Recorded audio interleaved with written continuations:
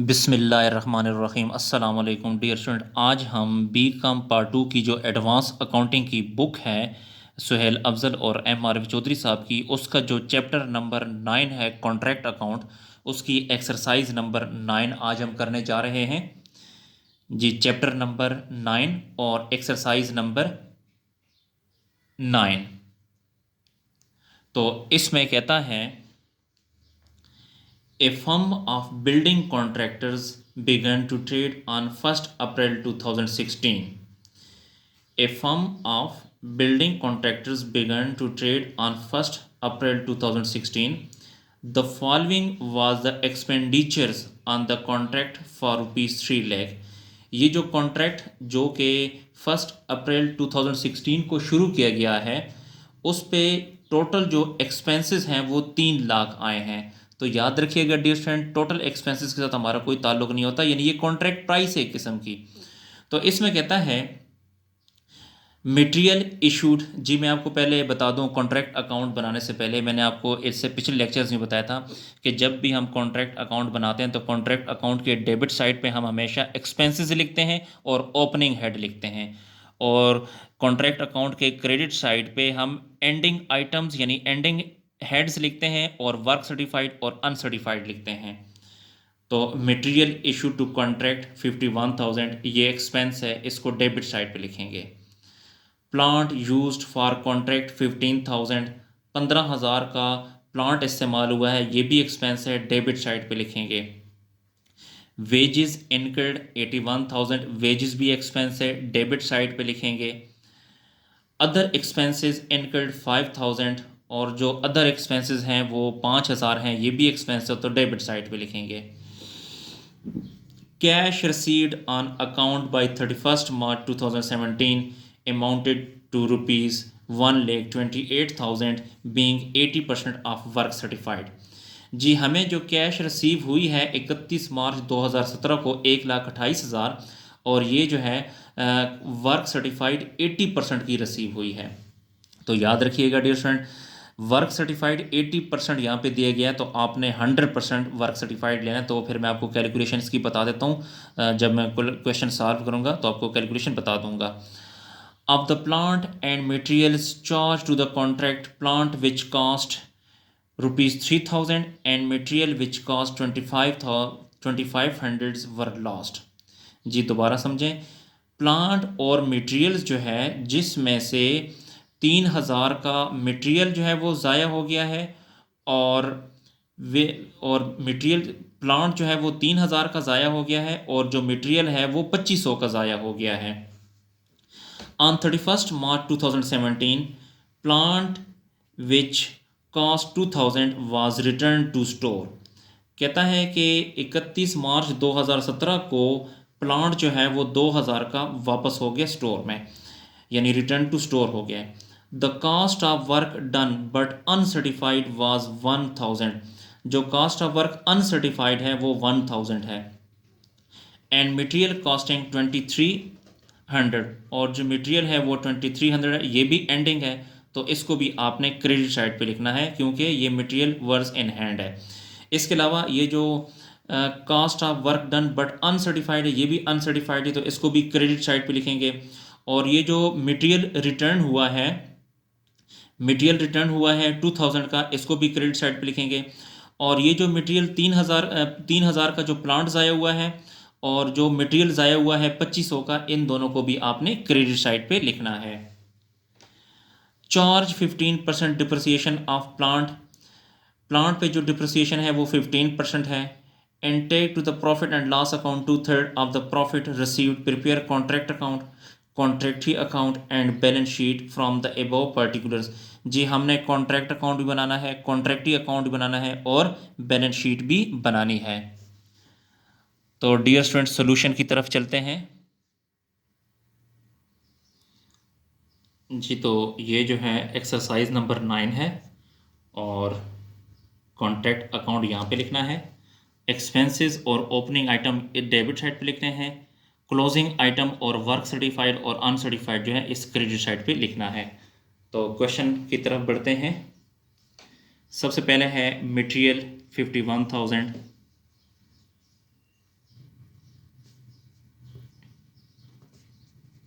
Material है 51,000, wages है 81,000, wages भी एक्सपेंस है तो 81,000।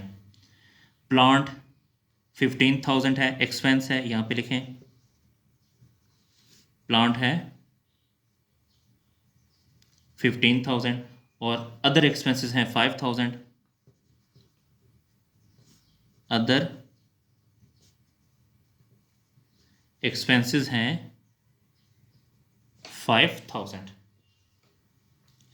जी इस साइड पे एक जो प्लांट ज़ाया हुआ है वो 3,000 का, वो भी यहाँ पे लिखें प्लांट लास्ट।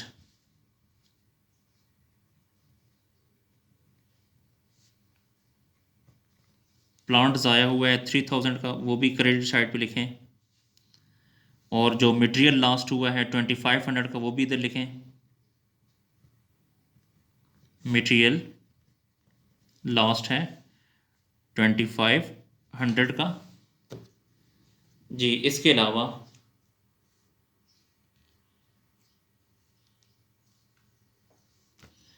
जो मटेरियल रिटर्न है, सॉरी प्लांट रिटर्न है, वो भी क्रेडिट साइड पे लिखें प्लांट रिटर्न है 2,000 का, इनर कॉलम में लिखें क्योंकि इस पे डिप्रिसिएशन है। इसके अलावा अब डियर स्टूडेंट मैं ज़रा आपको यहाँ पे थोड़ा सा बता दूँ, ये जो प्लांट रिटर्न है ये 2,000 का है, इस पे 15% डिप्रिसिएशन है, तो लेस करें डिप्रिसिएशन 2,000 का 15%, तो देखिए ये 2,000 का 15% 300 आएगा, तो यहाँ पे लिखें 300, तो 2,000 में से 300 को माइनस करें तो ये आ जाएगा 1,700। जी यहाँ पे ज़रा मैं आपको बता दूँ डिप्रिसिएशन के बारे में, देखें टोटल जो प्लांट हमारे पास है वो 15,000 है। 15,000 में से जो प्लांट ज़ाया हो गया है वो 3,000 का, तो 15,000 में से 3,000 को माइनस करें तो बाकी 12,000 का प्लांट रह गया। 12,000 में से प्लांट रिटर्न हो गया 2,000 का, तो 12 में से 2 को माइनस करें तो बाकी 10,000 का प्लांट बच गया है, तो यहाँ पे लिखें प्लांट 10,000। इस पे भी डिप्रिसिएशन है वो 15% है, तो लेस डिप्रिसिएशन, ये जो 10,000 है इसका भी 15%, तो ये आ जाएगा 1,500।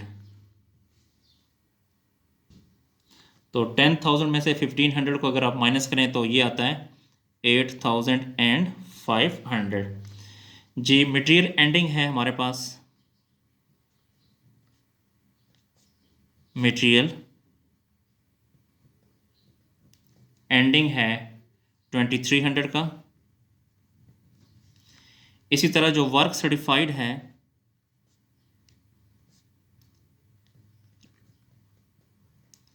वर्क सर्टिफाइड है 1,60,000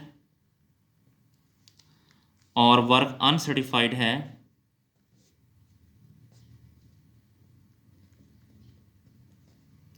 1,000 का।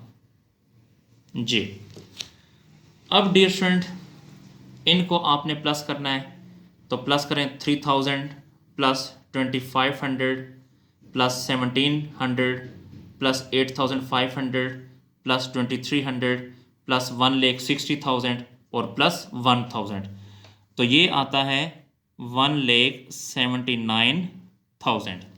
ये आपने यहाँ पर भी लिखना है 1,79,000। 1,79,000 में से माइनस करेंगे 51,000, 81,000, 15,000 और 5,000, यानी आपने 1,79,000 में से ये चारों माइनस करें तो आपके पास बच जाएगा 27,000। इस 27,000 को आपने प्रॉफिट कहना है। जी अब इसका दूसरा पोर्शन करते हैं।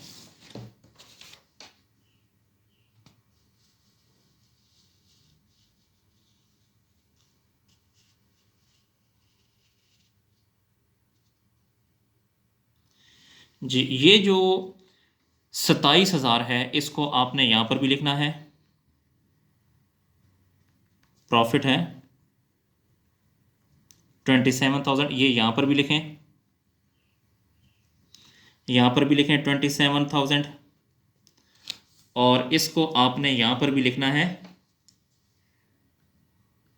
27,000। इसके ऊपर आप लिखेंगे profit and loss, profit and loss. ये जो 27,000 है, इसका रूल के मुताबिक अब आपने 2/3 लेना है, ये आपने हर क्वेश्चन में लेना है। तो 27,000 को 2 से ज़रब दे के जो आएगा उसको 3 पे डिवाइड करेंगे तो ये आपके पास आ जाएगा 18,000 जी, 18,000। और हमारे पास जो वर्क सर्टिफाइड है वो है 80%, तो यहाँ लिखें 80/100।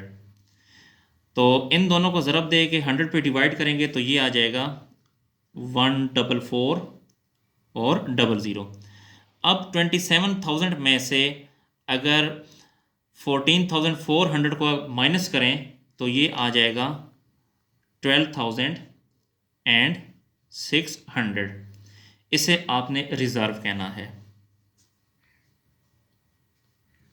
रिज़र्व या reserve for contingency. Dear student, ये जो वर्क सर्टिफाइड 1,60,000 है, इसकी मैं ज़रा आपको कैलकुलेशन बताता हूँ कि इसकी कैलकुलेशन कैसे हुई है। देखें,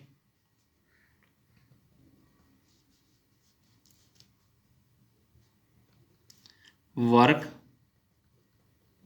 सर्टिफाइड इक्वल टू 80% पे हमें जो कैश रिसीव हुई है वो है 1,28,000। तो 100 में कितनी होगी, तो इन दोनों को ज़रब दे के 80 पे डिवाइड करेंगे तो वो 1,60,000, यानी हमारे पास जो वर्क सर्टिफाइड है वो कितना है, 1,60,000 है। ये जो 1,60,000 मैंने लिखा है ये वाला वर्क सर्टिफाइड, तो इसकी ये कैलकुलेशन थी। डियर स्टूडेंट, हमारे पास जो है वो प्रॉफिट आ गया है, 14,400 प्रॉफिट है। तो इसकी रिक्वायरमेंट के मुताबिक अब हमने कॉन्ट्रैक्टी अकाउंट बनाना है।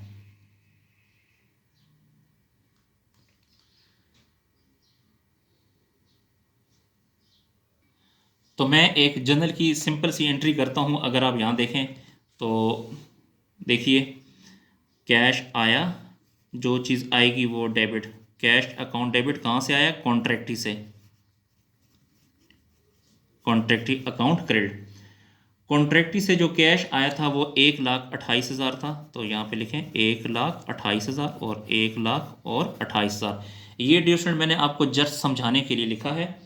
तो हमने जो कॉन्ट्रैक्टी अकाउंट बनाना है, तो देखें कॉन्ट्रैक्टी क्रेडिट है 1,28,000 से, तो आपने ये क्रेडिट साइड है तो यहाँ पे लिखें 1,28,000। और इसका उलट क्या है, कैश अकाउंट है, तो यहाँ पे लिखें कैश अकाउंट, कैश अकाउंट जी। अब इन दोनों में से ये वाली साइड बड़ी है तो यहाँ लिखें 1,28,000, यहाँ पर भी लिखें 1,28,000। यहाँ पे डियर स्टूडेंट कुछ लिखा नहीं, लेकिन यहाँ पे ज़ीरो मौजूद है, तो 1,28,000 में से ज़ीरो को अगर आप माइनस करें तो वही आएगा 1,28,000। इसे आपने बैलेंस कहना है जी। डियर स्टूडेंट, हमारा जो है कॉन्ट्रैक्ट अकाउंट भी बन गया और कॉन्ट्रैक्टी अकाउंट भी बन गया। तो कॉन्ट्रैक्ट अकाउंट हमारा ये वाला है जी, ये हमने कॉन्ट्रैक्ट अकाउंट बनाया है। और उसके बाद जो है ये कॉन्ट्रैक्टी अकाउंट बन गया। अब हम बनाने जा रहे हैं बैलेंस शीट। तो बैलेंस शीट की तरफ बढ़ते हैं जी। बैलेंस शीट बनाने से पहले ज़रा मैं आपको बता दूं कि इस साइड पे लायबिलिटीज़ लिखेंगे और इस साइड पे एसेट लिखेंगे। और बैलेंस शीट जब भी हम कॉन्ट्रैक्ट अकाउंट की बनाते हैं तो याद रखें कि ये कभी भी टैली नहीं हो सकती, ठीक है। इसमें हमने सिर्फ रिलेवेंट आइटम लिखने होते हैं। तो पहले हम एसेट्स लिखते हैं। तो एसेट्स में सबसे पहले हम लिखते होते हैं वर्क सर्टिफाइड।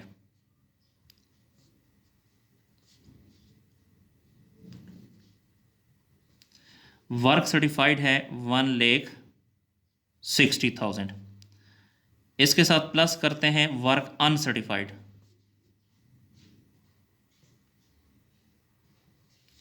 वो है 1,000। तो ये वर्क सर्टिफाइड प्लस अनसर्टिफाइड 1,000, तो ये आ जाएगा 1,61,000। इसमें से हम लेस करते होते हैं रिजर्व।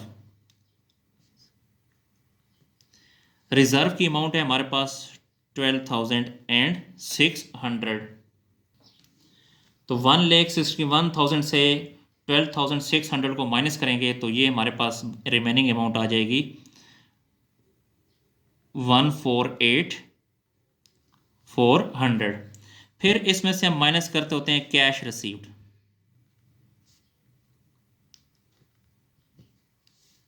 तो कैश रिसीव्ड हमारे पास है 1,28,000।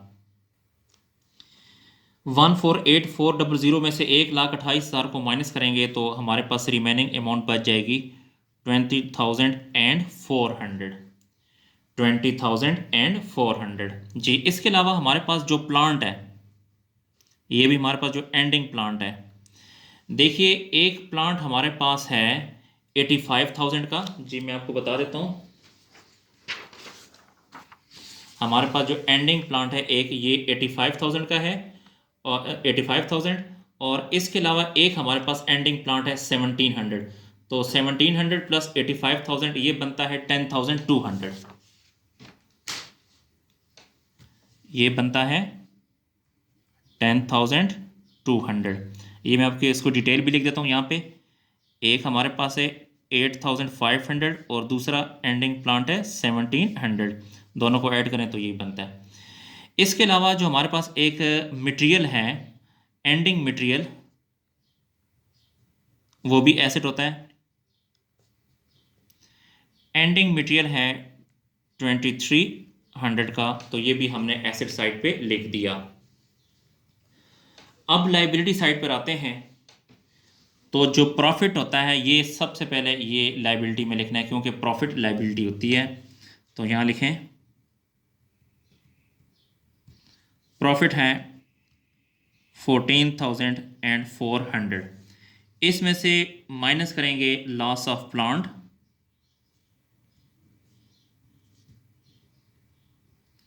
प्लांट का जो लॉस हुआ है वो 3,000 है, और फिर माइनस करेंगे लॉस ऑफ मटेरियल। मटेरियल का जो नुकसान है वो 2,500 का हुआ है। तो 14,400 में से 3,000 को भी माइनस करें और 2,500 को भी माइनस करें, तो इससे आ जाएगा 8,900। जी डियर स्टूडेंट, हमारा जो क्वेश्चन है कंप्लीट हुआ। स्टूडेंट अगर आपको किसी पॉइंट की समझ नहीं आ रही तो आप कमेंट सेक्शन में जाकर मुझसे पूछ सकते हैं। इसके अलावा ये जो वीडियोस हैं इनको अपने दोस्तों के साथ, क्लास फेलो के साथ भी शेयर करें ताकि वो भी इससे फ़ायदा हासिल कर सकें। जी शुक्रिया, अल्लाह हाफिज़।